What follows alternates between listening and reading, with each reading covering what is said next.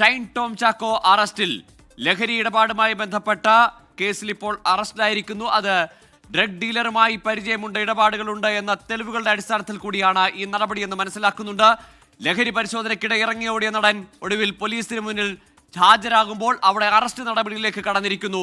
Police station ജാമ്യം നൽകാവുന്ന കുറ്റമാണോ അല്ലെങ്കിൽ ജാമ്യം ലഭിക്കാവുന്ന കുറ്റങ്ങളാണ് ഈ ഘട്ടത്തിൽ ചുമത്തിയിരിക്കുന്നതെന്നാണ് മനസ്സിലാക്കുന്നത്.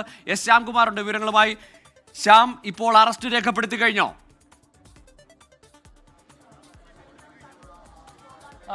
ഗോകുൽ, നേരത്തെ തന്നെ ഷൈൻ ടോം ചാക്കോയോട് പോലീസ് ചോദ്യം ചെയ്യൽ അവസാനിച്ച ശേഷം അയാളുടെ മൊഴികൾ വിലയിരുത്തിയ ശേഷം അറസ്റ്റിലേക്ക് കടക്കുകയാണ് എന്ന് അറിയിച്ചിരുന്നു. അതായത് അറസ്റ്റ് നടപടികൾക്ക് തുടക്കം കുറിച്ചെന്ന് അറിയിച്ചിരുന്നു. ഇപ്പോൾ ആ നടപടികൾ പൂർത്തീകരിച്ച് അറസ്റ്റ് രേഖപ്പെടുത്തിയിരിക്കുന്നു. NDPS നിയമത്തിലെ 27, 29 വകുപ്പുകൾ പ്രകാരം നടൻ ഷൈൻ ടോം ചാക്കോയെ അറസ്റ്റ് ചെയ്തിരിക്കുന്നു. ഈ വിവരം ഷൈൻ ടോം ചാക്കോയുടെ അഭിഭാഷകനെയും അറിയിച്ചിട്ടുണ്ട്. ഇനി നടപടിക്രമങ്ങൾ പൂർത്തിയാക്കി FIR രജിസ്റ്റർ ചെയ്ത ശേഷം പ്രതിയെ 1ാം ക്ലാസ് മജിസ്ട്രേറ്റിന്റെ മുന്നാകെ ഹാജരാക്കും. അതിനു മുൻപ് വൈദ്യപരിശോധന നടത്തുകയും ചെയ്യും. ഏതായാലും മലയാള സിനിമയിൽ വീണ്ടും ഒരു ലഹരി കേസിൽ ഒരു നടൻ രണ്ടാമത് അറസ്റ്റിലാകുന്ന ആദ്യ സംഭവമാണ് കേരളത്തിലുണ്ടായിരിക്കുന്നത്. നേരത്തെ കൊക്കൈൻ കേസിലും സമാനമായ രീതിയിൽ ഷൈൻ ടോം ചാക്കോ അറസ്റ്റിലായിരുന്നു.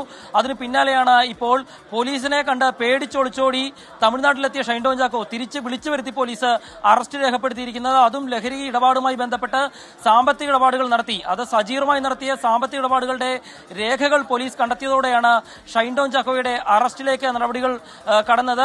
പലതവണ പണമിടപാടുകൾ നടന്നതായി പോലീസ് കണ്ടെത്തുകയും അതിന്റെ രേഖകൾ ഹാജരാക്കുകയും ചെയ്തു. അത് ചോദ്യം ചെയ്യലിൽ ഷൈൻ ടോം ചാക്കോയെ തന്നെ കാണിച്ച് ബോധ്യപ്പെടുത്തുകയും ചെയ്തു. 3 ഫോണുകൾ ഉപയോഗിക്കുന്ന ഷൈൻ ടോം ചാക്കോ ഇന്ന് പോലീസിന്റെ മുൻപിൽ നാടകം കളിക്കാൻ എന്നവണ്ണം ഒരു ഫോണുമായാണ് എത്തിയത്.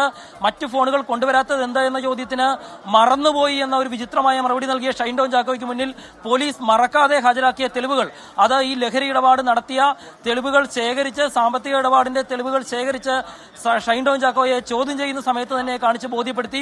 ഇതിന് പിന്നാലെ ഷൈൻ ടോം ചാക്കോയ്ക്ക് പിന്നീട് മറുപടികളില്ലായിരുന്നു. ഏറ്റവും ഒടുവിൽ പോലീസ് അറസ്റ്റിലേക്ക് കടക്കുമ്പോൾ അത് അഭിഭാഷകനെയും ഷൈൻ ടോം ചാക്കോയെയും കൃത്യമായി അറിയിച്ചിരിക്കുന്നു.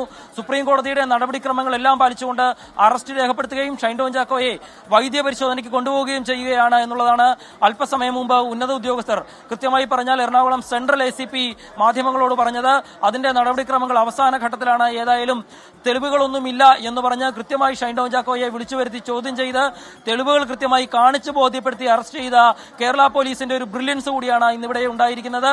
രണ്ടാമത് കേരളത്തിൽ മലയാള സിനിമാ മേഖലയിൽ ഒരു സിനിമാ നടൻ തുടർച്ചയായി രണ്ടാമത് കേസിലും ലഹരിയുമായി ബന്ധപ്പെട്ട കേസിൽ കേരള പോലീസിന്റെ പിടിയിലായിരിക്കുന്നു എന്നുള്ളതാണ് അതിലേറ്റവും പ്രധാനപ്പെട്ട കാര്യം. അതിന്റെ നടപടിക്രമങ്ങൾ അവസാന ഘട്ടത്തിലേക്ക് കടന്നു പോകുന്നു എന്നുള്ളത് ആണ് നമുക്കിപ്പോൾ പങ്കുവെക്കാനാകുന്നത്.